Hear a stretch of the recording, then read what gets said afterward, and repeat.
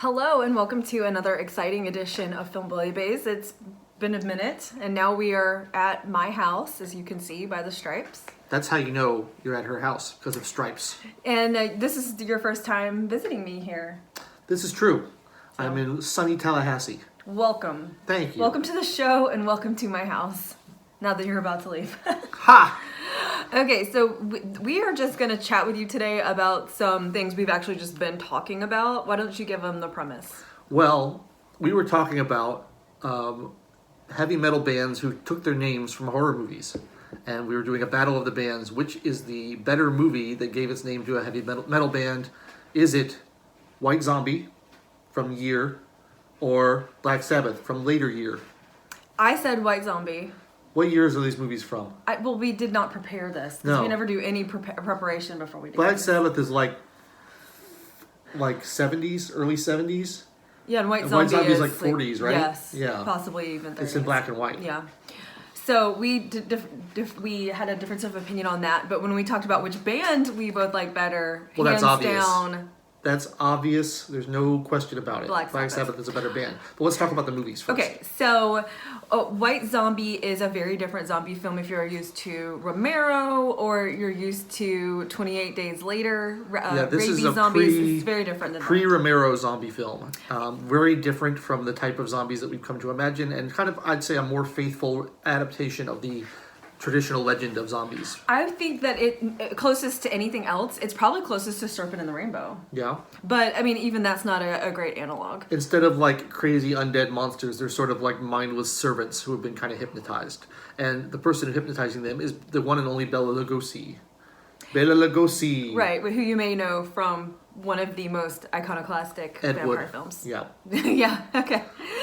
So we like that a lot, and then Black Sabbath has a totally different feel if you think about the context of what was going on at the time when it was made. So Black Sabbath is an Italian anthology film by director Mario Bava. And I recently became obsessed with Mario Bava because You sure did. They released a lot of his films on the Shudder streaming service, and I watched all of them. And he's a great visual director, uses great use of colors, very original, and I think he's really cool. So I watched all of his movies. Black Sabbath is one of his earlier ones, but it's a good one. It's got Boris Karloff in it, sort of as narrator, host. Who you may know from How the Grinch Stole Christmas, yes. and that. Yeah. And it's got, like a lot of those anthology films, it's 3 separate stories that are stitched together. So it's a very easy entree into Italian horror, into Giallo. So it's a very accessible piece. Yeah, one of the 3 set pieces is a Giallo kind of slasher, and the other 2 are more supernatural horror. All right, so that got us talking about how maybe we prefer Black Sabbath, but we like Rob Zombie and his work mostly. So let's talk a little about that. I don't think either of us was impressed with the Halloween remakes. No, what's interesting about Rob Zombie is that he's inspired by like films like White Zombie. Sure, clearly, absolutely. And so that's kind of where you can, watching old films like that, you can kind of see where he gets a lot of his inspiration from. But I think he's a very original and creative filmmaker. He does, and he has his wife Sherry Moon Zombie in a lot of his films, which I think is really great.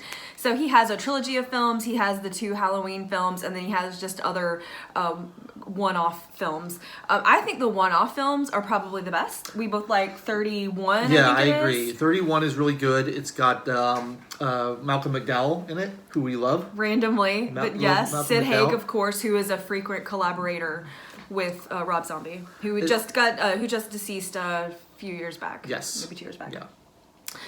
It also has an actress named E.G. Daly. I'm obsessed with her. Who I Can love. we talk about her? And she's not, she's kind of an unsung actress, but she happens to be in that film, and I really like her. And she's perfect. She's like perfectly cast. I don't know why she's not in more things because she's so good. So we both like 31, which is kind of a people need to escape, but then there are these wicked villains in each room that are chasing them, which sounds overly simplistic. If you like Saw, but you thought that it was gory and graphic in all the wrong ways, then you might like this. Yeah, it's sort of like a dungeony kind of That's thing. a great way to say but it. it's more fun than that. It's not as serious. It's a little campier. It is. It's very campy. If you like Herschel Gordon Lewis, but maybe you don't want like that level of kitschiness. Yeah.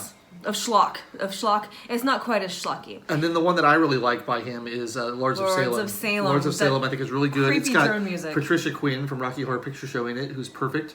And it's the plot of Lords of Salem is basically there's an evil record that is killing people in this town, and I like weird music, so I appreciate that plot. And it's got a witch thing going on that gets in your head because they play it a lot as a leitmotif throughout the film. So that's a really cool one. I like that one a lot. Sherry is the lead in that, so that's really, really great. Yeah. And then there's the trilogy, which the third one was just released, I would say, about a year and a half ago. Yeah, I saw it House in of theater. 1,000 Corpses, The Devil's Rejects, and Three from Hell are the three. Right, and Sid Haig is in all of those as Captain Spaulding. Yes. Which is your favorite of those three?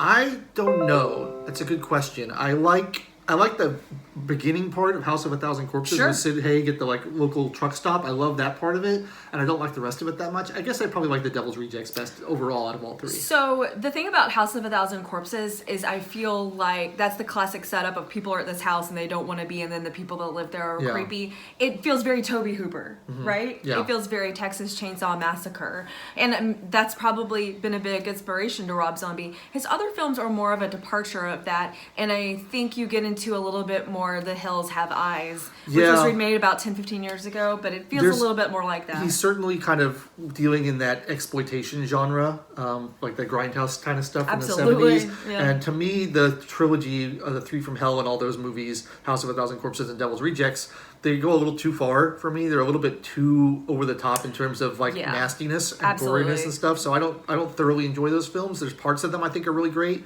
and I appreciate the style that he's doing and what he's dealing with there, and the kind of the homages to the old films that he's doing. But it's just a little too nasty for me to really be able to thoroughly enjoy, which is why I like the standalones better. Right, they're more contained, and they are still graphic, but they aren't just so grisly. Yes. And are we missing any of his? I think that's everything he's done apart from the Halloween movies, which we haven't really talked about. But I think I only saw those once a long time ago and wasn't impressed by them. No. Not a fan. When you have auteur directors and then they just do a remake of someone else has done, it's not interesting to me. Like Psycho by Gus Van Sant, which is frame by frame remake. Yeah, like there was talk of Tarantino doing a Star Trek movie or something, and I'm like, don't do that. Like, do your own thing. That's what you do, you know. So I don't like people doing remakes. Yeah, you didn't hear about that? That's got to be a troll. No, I don't think it's going to happen. He's one of the most original filmmakers. Yeah. Oh, here's Agatha Christie. There's a cat here. That's okay. So we're big fans of him and can't wait to see what he does next, but I think with some caveats. Yeah, I went to see Three from Hell in the theaters, and it was way out of the way. A little art theater was showing it, nothing else, and it was a great experience to kind of have fun in the theater with a group of people who are into that kind of stuff. And gratuitous cat reference. There's a cat there. But yeah, I'm excited to see what he does next. I think he's a creative guy. He did a 3-hour interview on Joe Rogan where he just talks about his youth and his influences and stuff, and he's had a crazy life, and he's a really interesting, really smart guy. He's fun to listen to. Okay, what do he and Christopher Guest have in common? I want to see if you get this correct. They were both in This Is Spinal Tap. Were they really? No. Okay. I don't think Rob Zombie was in This Is Spinal Tap. The answer is, and this wasn't supposed to be a trick question, but they both have these troops of actors that they work with, and I love that. I love that. If you like Three from Hell, or maybe if you want to see it, know that there's this great documentary footage that maybe will come with the DVD. It was shown after the movie seating that I was at, but it just shows the love that these filmmakers have with their actors and even their production assistants, and that they became kind of a family. So that was a really neat view into these people are making these films that just show you the most detritus of society, but then they're just this loving family behind the scenes, and that kind of puts a nice cherry on the top of something so all of his movies are passion projects, which I think is really great, and he just loves that kind of stuff and puts a lot of attention to detail into doing something really cool. So yeah, even when I'm not thoroughly enjoying his films, I think he's an admirable director, and I really enjoy what he does. So Sid Haig, who we keep bringing up, he knew he was dying of cancer when they were starting to film and go through pre-production for Three from Hell. Yes. And he knew that and wanted to come in that. He wanted that to be part of his legacy. He wanted to reconnect with his film family, and I think that's just really nice that he was able to do that. Sure. Good. So, have you seen any of these films? Do you like Rob Zombie? Do you like White Zombie? Do you like Mario Black Bava? Sabbath? You should.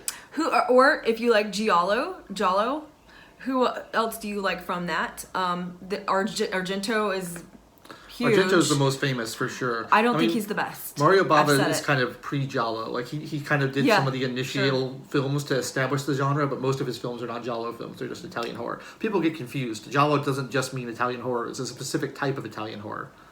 Just like every French film isn't a new wave French Exactly, film. yes. And not every Italian Western is a spaghetti Western. Yes. Maybe it is. I think every Italian Western is a spaghetti Western, but yes. I haven't seen many of those lately. But yeah, you should check him out if you're interested in, you kind of feel like you've exhausted the good American directors or British directors. You want some, good directors from other countries, non-English speaking countries. He's a really interesting one. Check him out. All right, well, that'll about wrap us up here on Film Bouillabaisse. Thanks for watching, and we'll see you real soon.